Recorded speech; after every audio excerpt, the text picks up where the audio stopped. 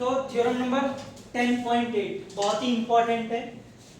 क्या हो रहा है? The angle subtended bye an arc at the centre is double the angle subtended bye it at any point on the remaining part of the circle. Also कह रहा है वो angle Anmol the angle subtended bye an arc, एक arc के द्वारा बनाया गया एक एंगल कहां पर बेटा? सेंटर पे हमेशा डबल होता है। मान लीजिए ये एक आर्क है AB, ठीक है, ये एक आर्क है, इससे एक एंगल हमने बनाया सेंटर पे और एक एंगल हमने कहां बनाया? सेगमेंट पर। इसे सेगमेंट भी बोल सकते हैं या रिमेनिंग पार्ट भी हो गया। मैं फिर से समझाना चाहूंगा। The angle subtended bye an arc, एक आर्क AB है, इसके द्वारा एक एंगल बनाया है एट द सेंटर, बेटा सेंटर O पे, ये वाला एंगल, ठीक है। इस डबल, ये वाला एंगल डबल होता है the angle subtended bye it, इसी के द्वारा एक और एंगल बनाए से, कौन से, कहां पर? At any point on the remaining part. At any point on the remaining part का मतलब बच्चों इसको छोड़ करके ये वाला जो बचा हुआ पार्ट है ना, ये वाला, इस पर आप कहीं भी बना लीजिए, कहीं भी, ये मतलब ऐसे ऐसे कहीं भी ऐसे करके बनाया जा सकता है, तो उसका क्या होता है? डबल। कौन सा एंगल डबल होता है? ये वाला, सेंटर वाला एंगल डबल होता है। स्टेटमेंट सबको समझ में आ गया? चलते हैं प्रूफ करने के लिए, लेकिन एक काम करते हैं, इसको P नेमिंग दे देते हैं। और सुनिए, कंस्ट्रक्शन से मैंने इसको ज्वाइन कर दिया, इसको C कर दिया। अब सुनिए, सबसे पहले हमको गिवन क्या दे रखा है इसने? हमें बेटा एक सर्कल दे रखा है, a circle with centre O and an arc AB, ठीक है। हमको ये गिवन है एक सर्कल है जिसका सेंटर O है और एक आर्क AB दिया हुआ है। श्रेष्ठ हमें प्रूव क्या करना है? Angle AOB is equal to twice of angle APB। सबको समझ में आ रहा है? इसका ट्वाइस, ये वाले एंगल। कंस्ट्रक्शन में क्या डाला है? जॉइन, हमने ज्वाइन किया है, Join P to C passing through O. Join PO बोलो या तो देखो ज्वाइन बोलो या एक्सटेंड बोलो। Extend PO two point C, ठीक है। हमने PO को एक तरीके से C तक एक्सटेंड कर दिया है। क्या प्रूफ करना है हमको? जो भी करना है वो करेंगे, लेकिन टारगेट सेट करके। हर्ष सुन लो पहले बेटा, अब लिखना मत, समझना पड़ेगा। हमको ये पूरा डबल लाना है इससे। एक चीज आप ध्यान से देखो, मैं 2 मिनट के लिए इसको डार्क कर दूं, आपको समझ में तो भी आएगा। ऐसे कर दूं, अब देखना। और मैं यहां पर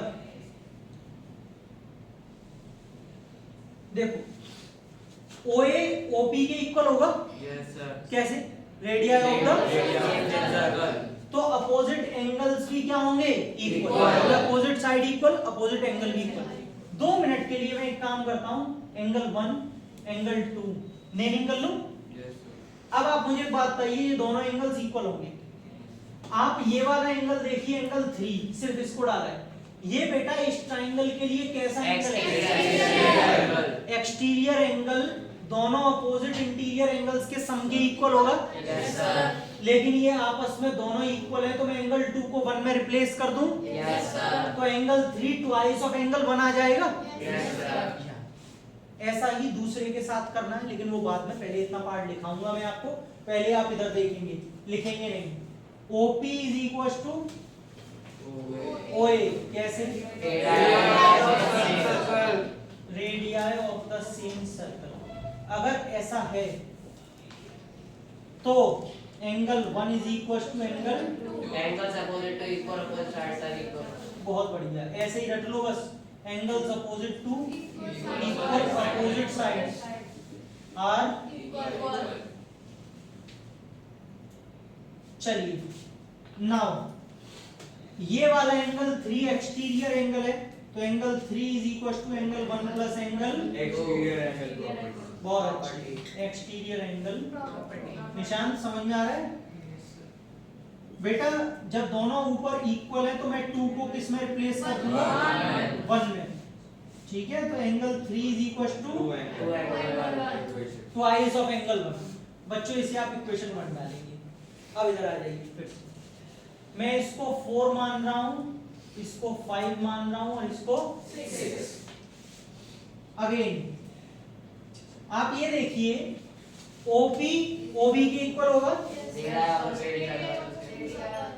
सेम रीजन कि भैया दोनों रेडियाई ऑफ द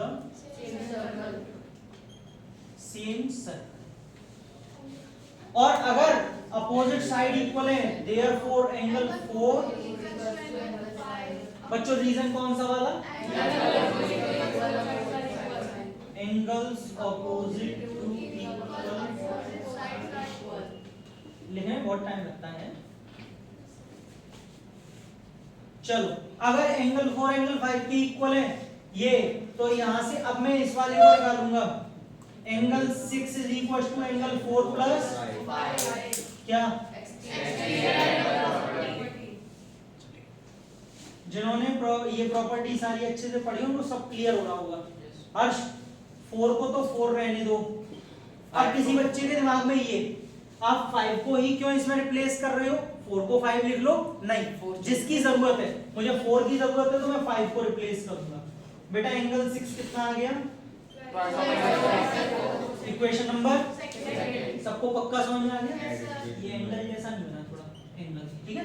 चलो अब मैं दोनों को, कहां गई ये, एंगल 3 और एंगल 6 को दोनों को ऐड कर दूं तो AOB बनेगा। इसका मतलब बस मुझे इन दोनों को ऐड करना, आप यहां तक नोट करो, फिर मैं कराता हूं, जगह खत्म हो चुकी है, करिए आप। तो हमारे पास दो इक्वेशन आ गई थी, हमने दोनों इक्वेशन को साइड में लिखा है। क्या करना था मैं इसके बाद में, ऐड इक्वेशन 1। बेटा एंगल 3 प्लस एंगल 6 और twice of angle 1 plus twice of angle 4। बच्चों 3 और 6 ऐड करके कितना बन जाएगा, एंगल